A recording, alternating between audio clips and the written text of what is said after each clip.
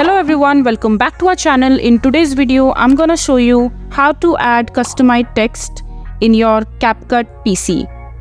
So, in order to add a customized text, you need to open your Capcut in your PC and start a new project and select the video or the image or any other footage that you want to edit or add a text to. So, I've already selected a video right here, and in order to add a customized text, so here you can see right under the menu icon, you can see these options called media, audio, text, sticker, effects, transition, filter, adjustment. So I'm just gonna click on text since we want to add a customized text. So here you can see that there is a default text option, and you just have to click on it and drag and drop into the timeline. Yeah, just like that.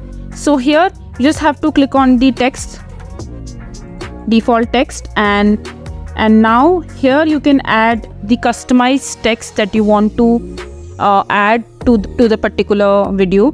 For example, I'm writing this, and now you can also tweak with the settings for this text since you want to customize this. So you can also select the font size, and you can select the place that you want to put this text on. For example, I'm gonna place it right here. And furthermore, you can also select the style in which you want to place this to order to make this even more beautiful. So there are template size available for the text. You can select.